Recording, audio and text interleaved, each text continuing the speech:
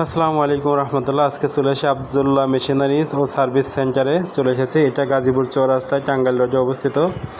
আজকে দেখাবো এখানে ওয়েল্ডিং মেশিন কিভাবে সার্ভিস করা হয়। এখানে ওয়েল্ডিং বিভিন্ন ধরনের মেশিন ক্রয় বিক্রয় করা হয় ও সকল ধরনের হার্ডওয়্যারের মেশিন মেরামত করা হয়।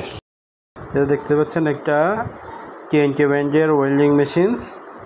এটা একের মধ্যে দুই, আর্ক প্লাস্টিক দুটা এখানে ব্যবহার করা যায়।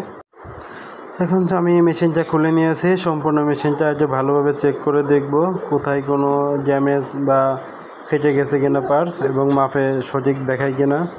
এটা দেখার পরে বুঝতে পারবো কি হয়েছে, কি পার্টস চেঞ্জ করলে আপনার মেশিনটা সম্পূর্ণ মেরামত করা হবে। দেখছেন ছোট্ট একটা সিঙ্গেল কার্ডের মেশিন। সিঙ্গেল কার্ডের মধ্যে এবার আর্ক এবং কিক ব্যবহার করা হয়েছে। একের মধ্যে দুই। এখন আমার কাজ দেখে আইজিবিটি ম্যাপে দেখব।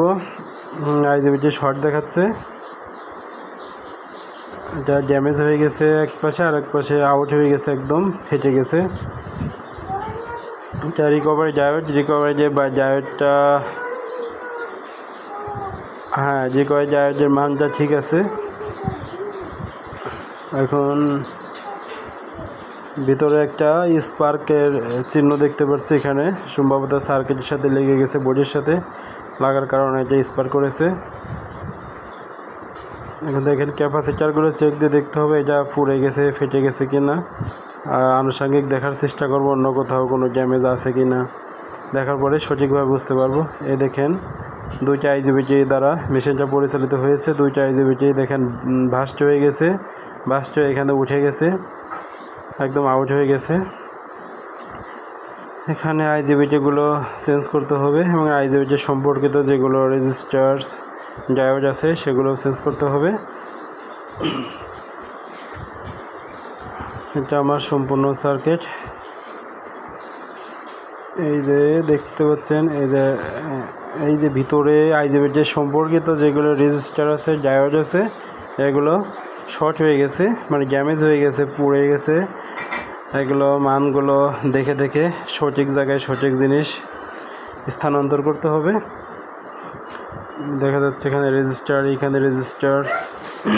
এখন আমার ড্যামেজ আইজিবিটি খুলে ফেলতে হবে এবং নতুন করে আইজিবিটি স্থানান্তর করতে হবে। দুটা আইজিবিটি চেঞ্জ করলেই হয়ে যাবে, পাশাপাশি আর সম্পর্কিত রেজিস্টার ডায়োডগুলো চেঞ্জ করলেই হয়ে যাবে। এখন আমার কাজ হবে পুরো আইজিবিটি খুলে নিয়ে আপনাদের দেখাবো। এই যে একদম খুব সুন্দরভাবে ডিসকানেক্ট করতে হবে।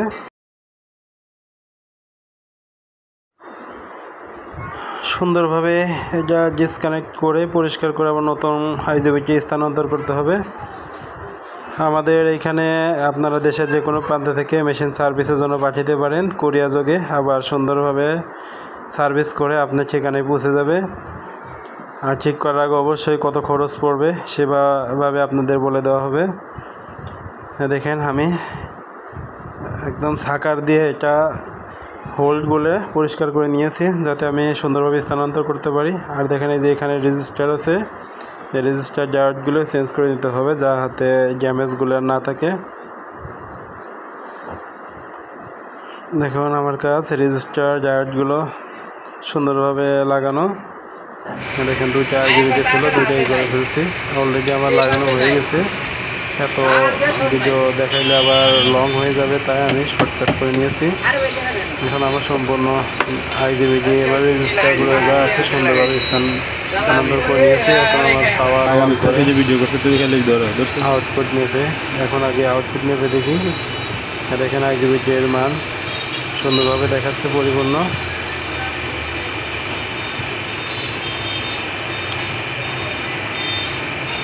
আইজিবিটি রেজিস্টার মান ঠিক আছে কিনা সেটা দেখার জন্য দুই পাশে সেম ভোল্টেজ, এই দেখেন 30কে দেখাচ্ছে।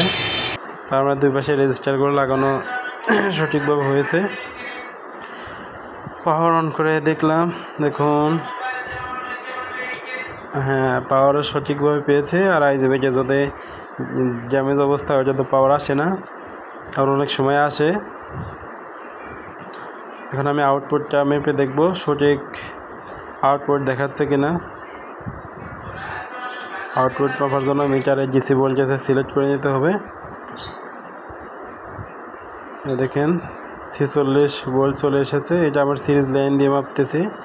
সিরিজ লাইন দিয়ে মাপা হয়ে গেলে আমরা ডাইরেক্ট লাইনে এটা চেক করতে পারবো। এখন ঝালাই করে দেখব সঠিক পরিপূর্ণভাবে ঝালাই হয় কিনা।